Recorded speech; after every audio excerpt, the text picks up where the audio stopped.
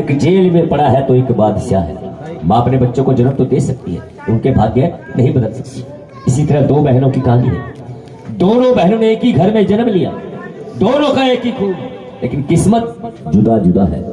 एक बहन महलों की रानी है, दूसरी बहन उसी महलों की नौकरानी है। भाग्य अपने अपने। भक्त यूं तो इस दुनिया के अंदर बहुत बड़े बड़े राजा हुए, यूं तो इस दुनिया के अंदर बहुत बड़े बड़े राजा हुए, लेकिन राजा स्पर्श जिसके पास कमी ना किसी बात की, घर में दौलत भारी थी, अपने बच्चों को मुंह देखने के लिए रह गए कर्मों की मारी थी। राजा स्पर्श के पास धन दौलत ऐशो आराम सब कुछ था, पर कमी थी एक औलाद की। उसके यहाँ कोई संतान नहीं थी, पर राजा जी माँ के सच्चे पुजारी थे। दिन रात माँ की सेवा करते, माँ की जोर जगाकर माँ के चरणों में बैठकर माँ से की फरियाद करते कि माँ तुम्हारे द्वार पर जो भी आता है कभी खाली नहीं जाता, पर मेरी झोली अभी तक क्यों खाली है? कि माँ क्या मेरी फरियाद अभी तक तुम्हारे कानों तक नहीं पहुंची? पर माँ भी बेखबर नहीं थी। राजा की फरियाद माँ के कानों तक पहुंची। माँ ने भी साक्षात आकर राजा जी को दर्शन दिए, वरदान दिया कि जाओ राजन, तुम्हारे यहाँ भी दो कन्याएं जन्म लेंगी। राजा जी बड़े खुश हुए कि चलो कन्या ही सही, मैं भी औलाद वालों तो कहूंगा। दुनिया वाले ये तो नहीं कहेंगे कि राजा स्पर्श के आंगन में कोई फूल नहीं खिला। राजा जी को वरदान मिल गया। वरदान के अनुसार ठीक 1 साल के बाद राजा स्पर्श के यहाँ पहली कन्या ने जन्म लिया। पहली कन्या ने जन्म लिया। राजा जी ने ब्राह्मणों को बुलाया कि ब्राह्मण ने मेरे यहाँ कन्या ने जन्म लिया है, आकर कन्या की भाग्य रेखा देखो, देखो किसके भाग्य में क्या लिखा है। जब ब्राह्मण उस कन्या की भाग्य रेखा देखी तो राजा को बड़ी बधाई कि राजा जी कन्या बड़ी भाग्यशाली है कि महाराज कन्या बड़ी होकर माँ की सच्ची पुजारन बनेगी। यह कन्या आपके कुल को भी तारेगी और सारी दुनिया को तारेगी। कि महाराज आज से इस कन्या का नाम है तारा। क्या नाम रखा कन्या का?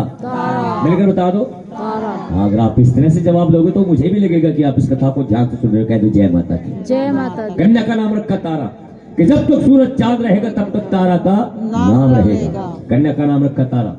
समय बीता। वरदान के अनुसार अगले ठीक 1 साल के बाद मंगलवार के दिन राजा स्पर्श के हाथ दूसरी कन्या ने जन्म लिया। दूसरी कन्या ने जन्म लिया। कन्या सांवले रंग की थी। सांवले रंग की कन्या को देखकर राजा जी हैरान हो गए कि आज तक हमारे कुल के अंदर किसी सांवले रंग के बच्चे ने जन्म नहीं लिया। यह कन्या हमारे यहाँ कहां से आई है? फिर से ब्राह्मणों को बुलाया कि ब्राह्मण ने मेरे यहाँ दूसरी कन्या ने जन्म लिया है, आकर दूसरी कन्या की भाग्य रेखा देखो, देखो किसके भाग्य में क्या लिखा है। जब ब्राह्मण ने उस दूसरी कन्या की भाग्य रेखा देखी तो ब्राह्मण देव चुपचाप बैठ गए। राजी के लिए ब्राह्मण देव, मेरे यहाँ पहली कन्या ने जन्म लिया था तो तुमने बड़ी बधाई दी थी, बड़ी खुशियां मनाई थी। इस कन्या की भाग्य रेखा देखकर आप चुप क्यों बैठे? ब्राह्मण ने कहा महाराज छोटा मुंह बड़ी बात कि यह कन्या है तुम पर भारी और पिछले जन्म के श्राप की मारी। कि महाराज एक श्रापित कन्या है, अगर यह कन्या आपके कुल के अंदर रहेगी तो कुल को दाग लगा देगी, कुल का सर्वनाश कर देगी। दादी के लिए ब्राह्मण देव, आज तक मैंने अपने जीवन के अंदर कोई ऐसा कर्म, कोई ऐसा पाप नहीं किया जिस कन्या ने मेरे घर के अंदर जन्म लिया। ऐसा क्या कारण है?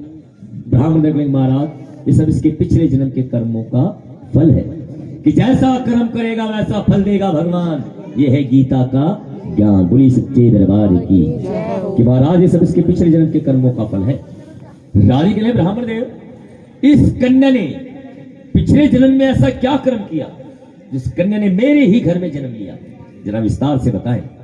वहां पर ब्राह्मण देव राजा जी को उस कन्या के पिछले जन्म की कहानी सुनाने लगे, बताने लगे इस कन्या ने पिछले जन्म में क्या कर्म किए थे। कह दो जय माता की। जय माता। ब्राह्मण देव राजा जी को उस कन्या के पिछले जन्म की कहानी सुनाने कहेंगे महाराज जो आपकी पहली कन्या है तारा और यह कन्या, ये दोनों बहनें पिछले जन्म में भी सगी बहनें थी। यह थी स्वर्गलोक की अप्सराएं, पर 9 वर्ष ऋषि के श्राप के कारण दोनों बहनें धरती पर आई।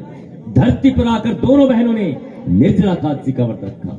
और कहते भक्तों के निर्जला एकादशी के व्रत के अंदर अन्न जल ग्रहण नहीं किया जाता, फलाहार के जिस व्रत को संपूर्ण किया जाता है।